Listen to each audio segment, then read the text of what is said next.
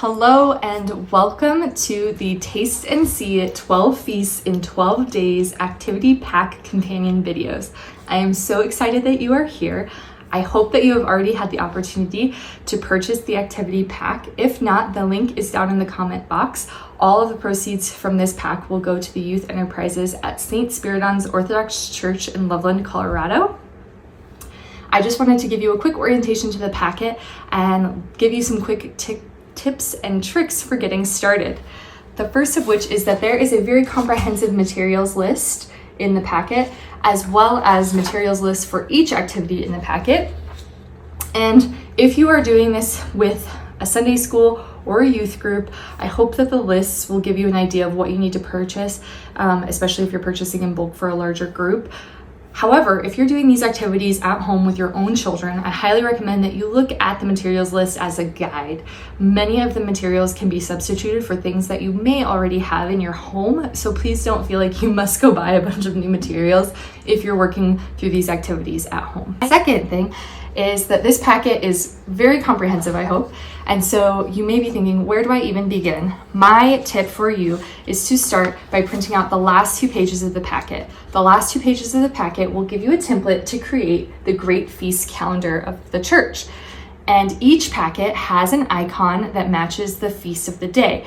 So today's packet would be the Nativity of the Theotokos packet. And so we would print out the Nativity of the Theotokos icon that is included in the packet and glue it in the template.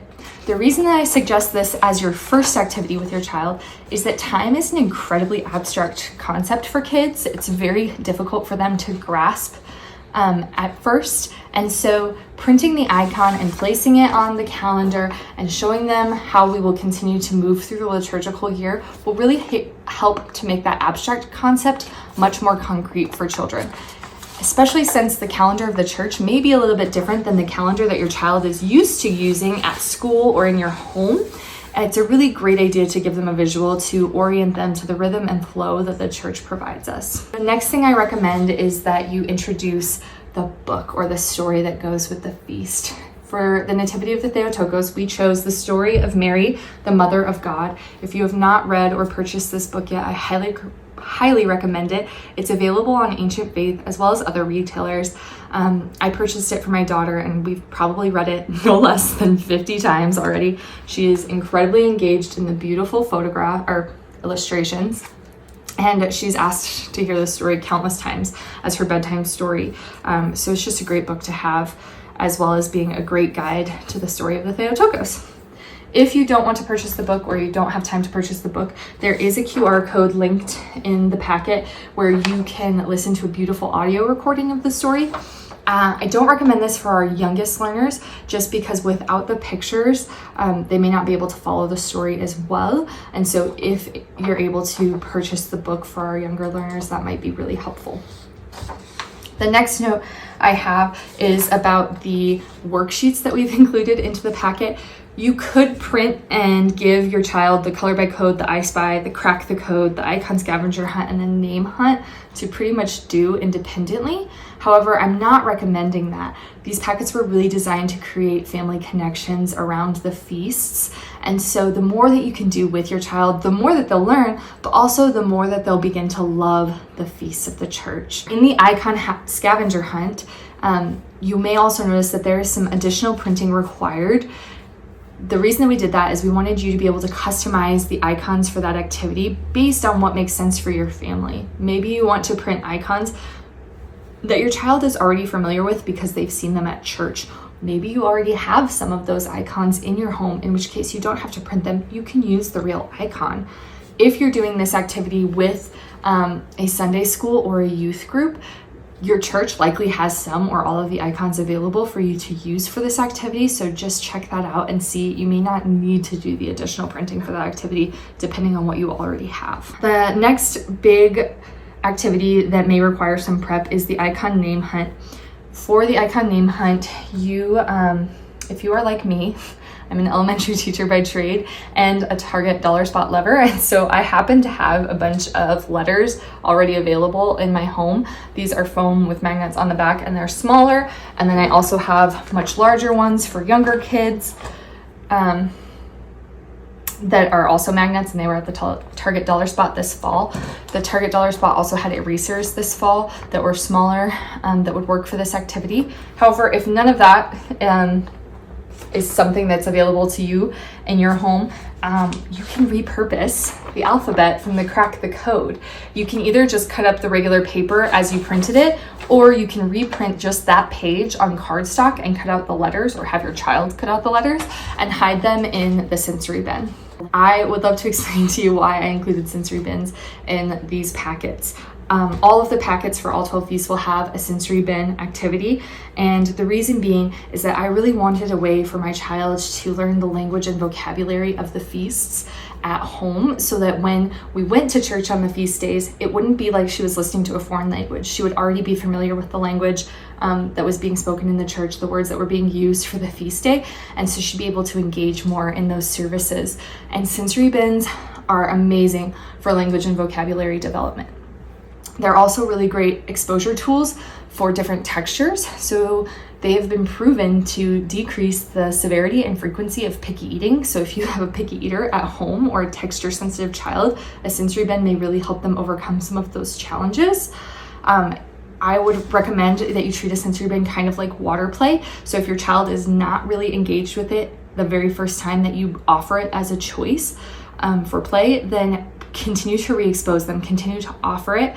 And while they may only spend a minute or two the very first time and then walk away, they may come back to it later or more often and build their attention to it, and end up being able to play for a half hour, an hour or more. I've used sensory bins through middle to late elementary school, and kids have been really engaged with them. It just depends on what tools you provide them to use in the sensory bin. For my daughter who's 2, we used a lot of scoop and pour tools, cups and things like that. For an older child, you're gonna wanna use something that really engages more fine motor skills, especially if you have a struggling writer. A sensory bin with lots of fine motor tools like tweezers could be the key to making writing a little bit less strenuous and a little bit more enjoyable for that child. The ladder toss game, I played that activity with my 2-year-old and then my older godkids who are teenagers, and all of them had a good time. We made an accommodation for the little one to be able to get very close to the ladder with a very large ball. The older kids had to stand further back with a much smaller item to throw through the ladder. So it really is adaptable for a very wide range of ages. And my idea around this game was that it would be so fun on the day of the feast, if you're headed to church, either take a ladder or see if the church already has a ladder available that you could set up during fellowship time, and your children could invite other children to play and teach them how to play, and also talk to them about the connection between the Theotokos and how she is our ladder from earth to heaven. There's more information on that in the activity, but this is a wonderful game to play in a small group, in a large group, with little kids, with big kids. It's really versatile activity. Another activity in the packet is the snack. This is where I'm really inviting you to get creative. If you're doing this activity with a large group of students, you could use pre-packaged items and decorate them together. It's making a birthday cake for the Theotokos. If you're doing it at home, use what you already have. We used apple slices, peanut butter, and a candle from our prayer corner, and my daughter still really enjoyed it. No matter what the age and no matter what tools or materials you provide them to make the birthday cake, every child is going to be really excited about the opportunity to make the Theotokos their own special gift. Again, this is a great way to maybe engage kids during the fellowship time on this feast day. Perhaps you talk to your youth director or whoever the powers that be may be at your church about bringing in the materials to have the kids make these during fellowship on the day of the feast. Just a thought. The lantern craft. This craft was super easy once I figured out how to build a water balloon. So once you have a water balloon, the rest of the craft is pretty easy. My daughter was able to help. She helped paint on the glue mixture. I helped her put the flower pieces on, and then I had to take it away from her when it dried because she was having a hard time waiting. But also kids all the way through late elementary will enjoy this activity. And then the reason ours is a little misshapen is that my daughter's been using it as a nightlight. The other thing that she's been using as a nightlight is our science project. The science project does have a few specific materials that you're going to want to check. They may be the ones that you don't have at home and that you may need to order. And so I ordered ours on Amazon. They arrived in 1 to 2 days. It was really easy after that. the science project was also the one activity that I struggled to accommodate a younger child with. It's a circuit activity, and so my daughter, who's 2, was able to color the coffee filter for the activity, and then she wasn't really able to do much after that.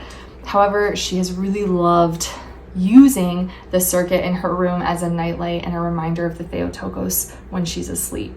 And so even though a younger child may not be as engaged in the making of the circuit activity, the kids who are more 2nd to 5th grade might be more engaged in the making of the activity. A younger kid may still really love the final product. So just because you have a younger child, you could still make the circuit and see if they love the end result as much as mine does. I think that's all of the major notes that I had for you on this activity pack. Again, there will be more specific videos for each activity linked in the comment box. And so please check those out as you're ready for them. I hope that you have a very blessed feast day.